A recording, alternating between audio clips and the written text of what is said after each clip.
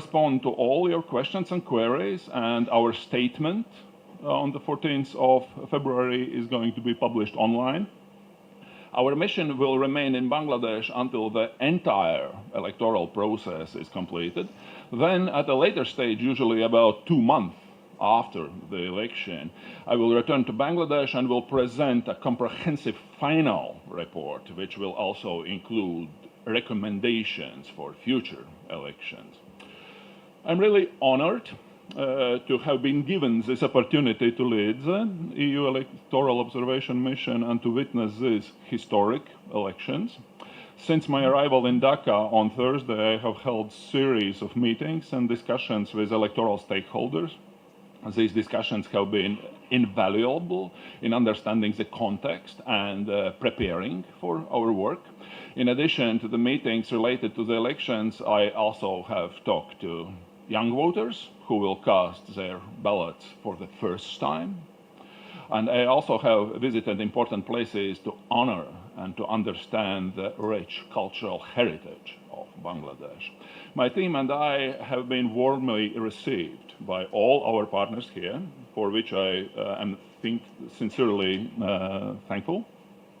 Let me conclude by stressing once again, these elections are crucial to fortify democratic institutions through the ballot box. Hence, it will be important that these elections are conducted peacefully, in a transparent and inclusive manner, and that all voters and candidates retain confidence in the process and in the outcome. Ladies and gentlemen, the European Union Election Observation Mission will provide a thorough, impartial, and objective assessment. It is my hope that our work will contribute positively to the credibility and transparency of these elections, and will reinforce the confidence of the Bangladeshi people in their democratic institutions, and will strengthen the respect for human rights and for the rule of law. These elections are a significant milestone for Bangladesh's democratic journey. The European Union stands alongside the people of Bangladesh in a spirit of partnership, accompanying and not directing this process. Thank you very much for your attention. I am now happy to take any questions you might have. Thank you very much. So the way it works is we are going to collect 3 questions at a time in a block. And may I ask you to introduce yourself by name, and please let us also know for which media outlet you work. So we start with a gentleman here in the front in the light shirt. Microphone is coming. Yes, I'm Imran from Daily Degonto. As I understand that you have arrived Bangladesh, one of the advanced team have arrived Bangladesh earlier, and you have interacted with the different political parties. So may I know what kind of issues they have raised about the election, how confident they are about the election process, and is there any uncertainty of holding the election on February 12th? Thank you. Do you want to gather 3 of them? Yes, we gather 3. The gentleman here in the second row, please.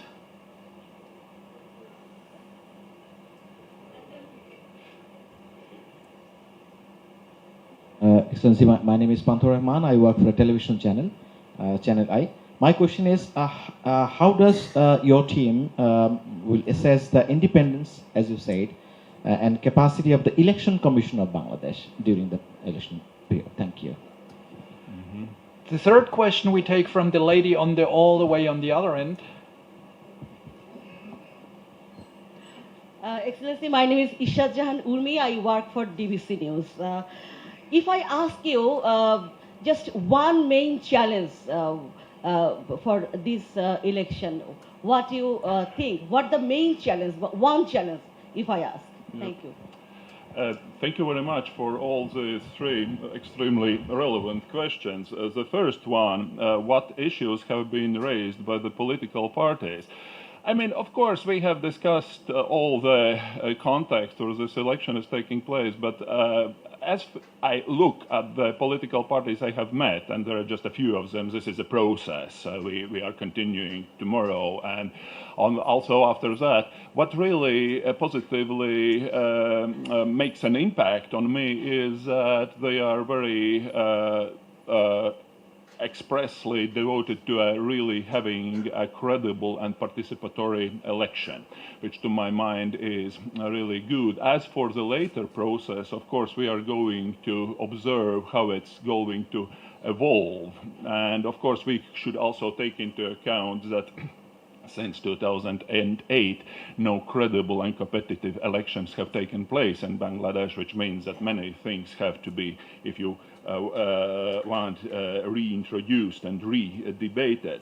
As for the Central Electoral Committee, the initial impression is that we value their transparency and their openness, also in working with us.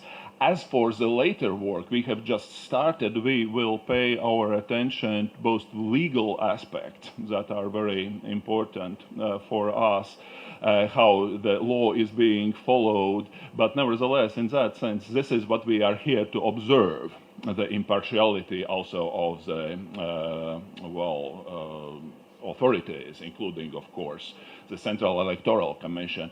As for the one main aspect, I have to say, and one main issue, this is, as in many countries, including my own and other European countries, the central issue is to gain the trust and confidence of the citizens. This is, to my mind, really the most important thing that this whole process should be devoted to. And in that sense, we think that our mission's contribution should be of some value, because we are really here to support this really historic elections. We have a question here in the third row at the corner. Sir, this is Mishu. I work for Jamuna TV. It's a 24/7 news channel. My question is about how do you have assessed the law and order situation right now here in Bangladesh? And what about level playing field? Most of the political party claimed that they don't get the level playing field. So what's your assessment so far? The next question, this gentleman on this side. Hi, it's Tanzim Anwar. Yeah.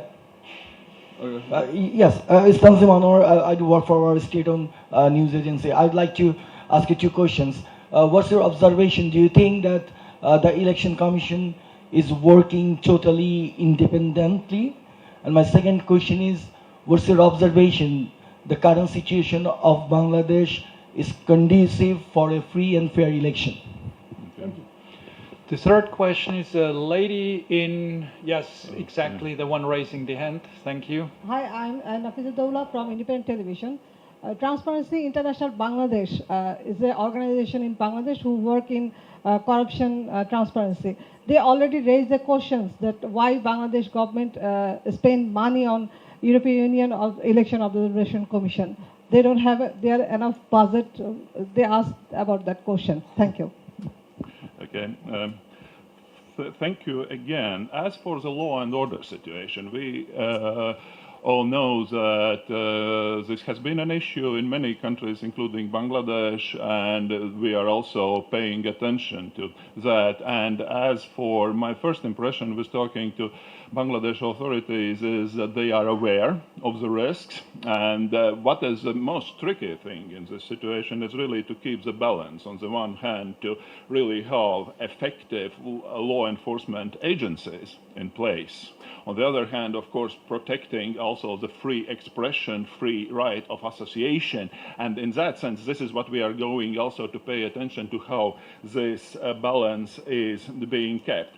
As for the level playing field, this is, again, an issue we are going to pay attention to in many aspects. This is, for example, we are monitoring the access to media.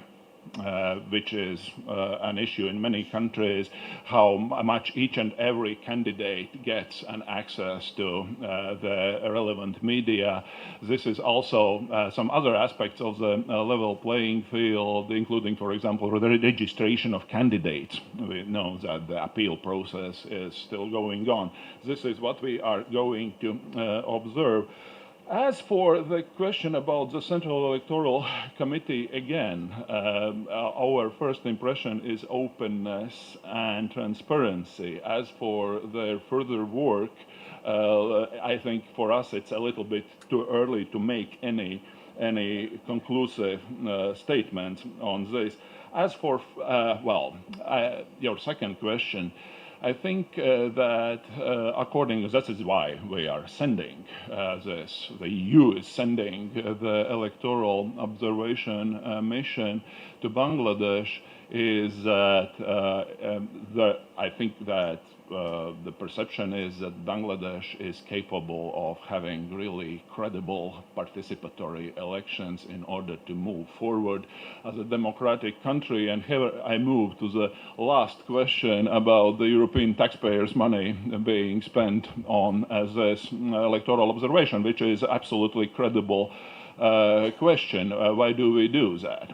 You all know that the world is in a rather turbulent state right now.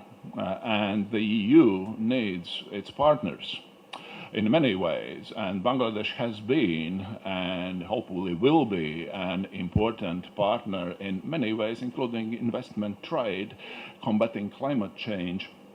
And as for let me just emphasize that we are not receiving any funding from the Bangladeshi taxpayers. This is a European funded, self-funded issue. And well, just to get back to that issue on the taxpayers' money. Well, in order to have those partners, we have to have a permanent link with democratic, rule of law based countries, with our predictable partners in cooperation, in investment, in trade, and in some other issues that are at the center of our cooperation. And that's why this is a tradition. As I said at the very beginning, we are sending approximately up to 10 electoral observation missions a year to our partners all over the world. Thank you. The question here, second row on the, thank you.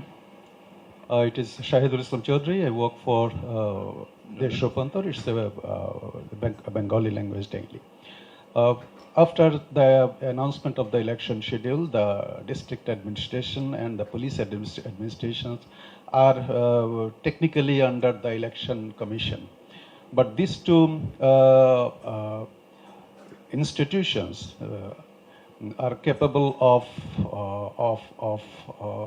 manipulating the election and the election process and the electoral results, and had earned bad name in last few elections, especially the 2018 election. So, what is your initial impression about the intention or capacity of the district and Upazila election administration and the police administration as a whole? Thank you. Well, of course, we will take into account the historical context when these elections are taking place, also in terms of this transition since the July uprising up until the very election day, which has been a very turbulent time. We have been analyzing the legal framework. We have been also talking to the authorities about this issue.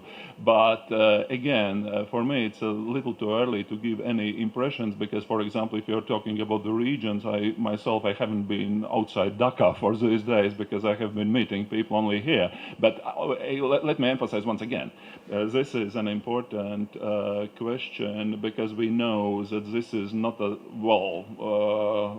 very regular situation in the Bangladeshi history because of the previous period and then July uprising and then the transition process. Yep. Then we had a question on this side, the gentleman with the shawl. No, in front of you, Thank you. My name is Sifat Kabir and I work for Deshkal News. In short, it's DN. My question is, since your arrival in Dhaka, you have met several politicians, government officials, I believe. So what's your primary assessment on the ground level before the election? What do you think, your primary assessment? Well, I'm taking apparently them one by one. So the gentleman in the blue jacket, please. Thank you. My name is Moshe Hasib. I work for Channel 24. So, how do you see the deepfake issues on social media and how these issues will be used in this election? And what are your capacities in terms of sorting these digital propaganda issues? That's my first question. The second part of the question, is there any concern on the pre and post-election violence in the upcoming one? And then let's take the third question. The gentleman in the third row, second chair. Yes. Thank you. This is Mustafiz. I work for New Age. It's English Language Daily.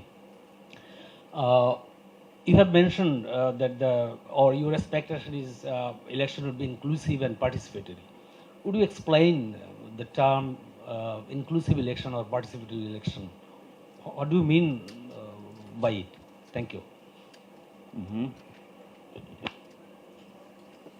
Yes. First of all, again, as for the initial assessment is meeting the political parties is that, again, I have just met two of them and this process is still ongoing. But the first positive thing I have to mention is that they are really devoted to having a credible election without any also violent upheavals. As for the social media, first of all, about our capacities, we have a special social media monitoring unit which will be working on this. As for whether there are any solutions or recipes from our side, there are not, because coming from the EU, you might know that the EU itself has quite a big issue with this legislation. How do you deal with big platforms with issues like hate speech, with issues like harassment, like issues of extensive use of artificial intelligence? I think that hopefully at the end of the day we will arrive to some kind of a global regulation for those platforms. But as for now, I think that the only way is to first of all, to talk to them and to engage them in order to limit the potential malign impact. And on the other hand, also promoting those groups, fact-checking groups, and journalism that is supporting quality information for our citizens before the elections. As for pre or post-election violence, this has been, of course, an issue when talking with my local interlocutors. We know that this is, well, a problem in many ways, but I still hope and I still expect that the Bangladeshi authorities have a resource to address that, and also that the main stakeholders in this elections are understanding the seriousness of this issue, because as it was said, one life lost is one life too many lost. And as for the inclusive participatory, this is an important issue. I think that inclusive means, from our perspective, first of all, inclusion of all social groups of Bangladeshi citizens, groups like women, groups like ethnic, religious minorities, and also the regional groups to participate them. And participatory is also what we are really looking forward to have a credible turnout for those elections, which would also signal us that Bangladeshi citizens are really using this democratic process to decide their own future. Thank you. So we have the first question, third row at the aisle, please. And the second question on the second row. Yeah. Hi, this is Rahid Ezas. I represent Prothom Alo. So I have two questions precisely. When you emphasize on the peaceful, transparent, and inclusive election, you emphasizing on the role of media. So in last 17, 18 months, we see a larger amount of challenges from the social media, be it Facebook, YouTube, or anything else. When you emphasizing on the freedom of media, when someone reporting objectively, that outlet or individuals either were tagged or shamed in the social media and something like that. Whether you have interacted with the stakeholders, these sort of issues was raised by be it a political party or any other actors. That is one part of the question. And the second part is that this is for the first time we are going to witnessing a simultaneous election, both for the parliament as well as the referendum. Whether, what is your impression after having interacting with the stakeholders, whether these are sort of challenges in regards to the referendum? Thank you. Mm-hmm. This is Porimal Palma from the Daily Star. So I have actually two questions. One is you said that you expect the elections, every stage of election to be transparent. You know that election funding is plays a very important role in elections. And how do you actually monitor this, assess this? Because some candidates may spend more amounts than they actually declare.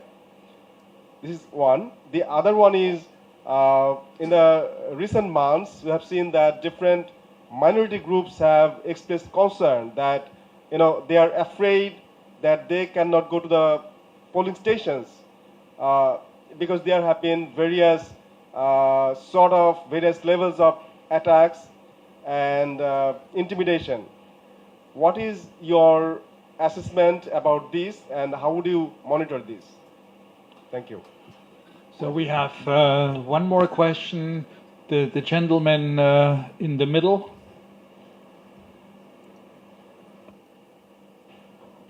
Excellency, my name is Mohsin. I work for Daily Shamokal. So my question regarding, I have two questions very precisely. My question regarding, first of all, regarding the inclusivity and the participation. I mean, last 15 years, whenever the election took place in Bangladesh, we heard from the European ambassadors regarding the inclusivity and participatory means the participation of all political parties in Bangladesh. And now suddenly the explanation got changed, and you are saying actually all the groups of Bangladesh. Actually, what do you actually mean? Whether the participation of the political parties or only the groups, I mean the minority groups